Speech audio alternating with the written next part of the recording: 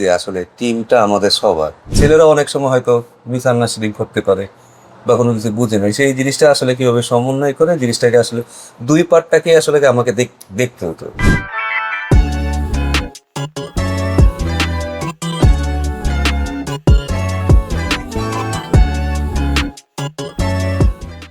November 2024 আপনি বাংলাদেশের জাতীয় দলে আসেন। গতকালকে আপনার এসেছেন, আপনি আপনার স্ট্যাটগুলো কি জানেন? মানে আমি যদি স্ট্যাটটা ঠিক মতো পড়ি, 10টা টেস্টের মধ্যে আপনি 6টা জিতছেন। আপনি 36টা টি-20 খেলা হয়েছে আপনার সময়কালে, শেষে 19টা ম্যাচ জিতছেন এবং ওডিআই খেলা হচ্ছে 24টা, এর মধ্যে 8টা ম্যাচ জিতছে আপনার সময়কালে। বললাম বিকজ মিডিয়াতে একটা মানে আছে যে আপনি বাংলাদেশ জাতীয় দলটা চালাইছেন আর কি। এখন তো চালান বললে হবে না, বাংলাদেশ জাতীয় দলের সব ধরনের সিদ্ধান্ত আপনি নিতেন, জাস্ট খালি মানে হেড কোচ একটা মতো ছিল। আচ্ছা, এনিওয়ে ওটা বড় ব্যাপার। প্রথম প্রশ্ন থেকে যে টি-20 থেকে আপনি আশানুরূপ মানে আপনার পারফরমেন্স, মানে how do evaluate A time in national team, যদি আমি স্ট্যাট ধরি না, তার আগে আমার মনে হয় এটা বলা উচিত যে আসলে টিমটা আমাদের সবার। আমার একটা ডিফারেন্ট রোল ছিল, কারণ আমি ছিলাম সিনিয়র অ্যাসিস্ট্যান্ট কোচ, আমি হেড কোচ না। তো আমার আসলে দুইটা পার্ট ছিল।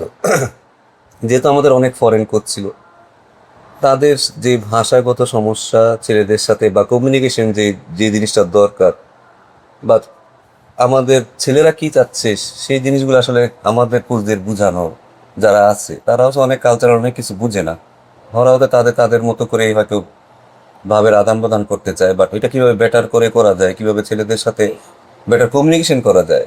সো ওই পার্টটা ছিল আসলে কোচিং স্টাফদের মধ্যে একটা সমন্বয় সাধন করা, হেড কোচের সাথে একটা সমন্বয় সাধন করে সেই কাজটা আমাকে রোল প্লে করতে হতো। আবার সেই সাথে আবার আমাদের ছেলেদেরও অনেক ব্যাপার আমাকে দেখতে হতো, যে আসলে ছেলেরা অনেক সময় হয়তো মিসআন্ডারস্ট্যান্ডিং করতে পারে বা কোনো কিছু বুঝে না, সেই জিনিসটা আসলে কিভাবে সমন্বয় করে জিনিসটাকে আসলে দুই পার্টটাকে আসলে আমাকে দেখতে হতো। এটা হয়তো আনসিন ছিল, বাট আমার মনে হয় যে এই কাজটা জন্য আমি আমি হয়তো একটা ভালো রোল প্লে করছি। বাট টিমের ডিসিশান বলেন, টিমের খেলোয়াড়দের ডিসিশান বলো, এটা নর্মালি অন্যান্য টিম যেভাবে করে সেভাবেই করতে।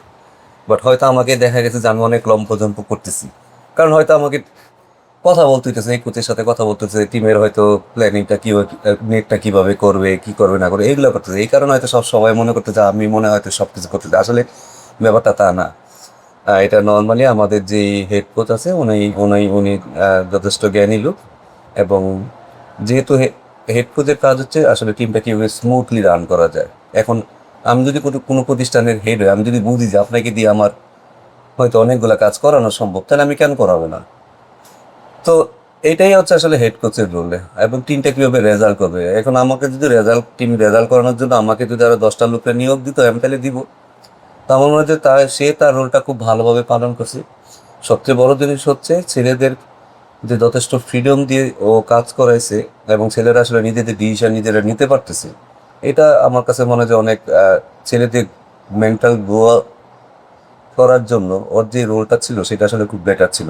কারণ অনেক সময় আমরা মিটিংয়ে ছেলেদেরই কথা বলতে দিতাম, আমরা চুপ করে থাকতাম। এই কালচারটা চেঞ্জ করানো হয়েছে, কারণ আমার কাছে মনে হয়েছে যে এই এই কাজগুলো করলে ছেলেরা নিজেরাই নিজেদের ডিসিশন নিবে এবং নিজেরা বুঝতে পারবে যে কোনটা ভালো কোনটা মন্দ।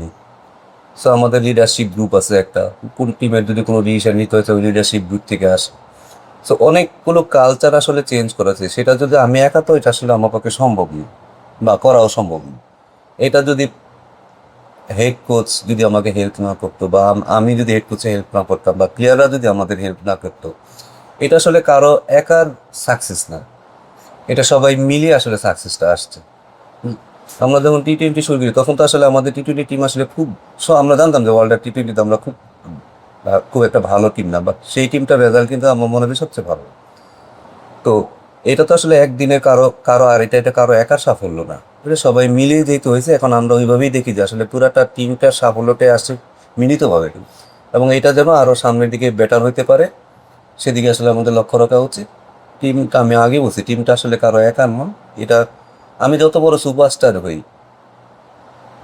আপনি যদি আমাকে হেল্প না করেন বা আমার পাশের যে সহকারী যে প্লেয়ারটা থাকবে, আমি 100 মারলাম 150 মারলাম, বাট আমার বলাররা ভালো বোলিং করেনি, আমি ম্যাচ জিতবো?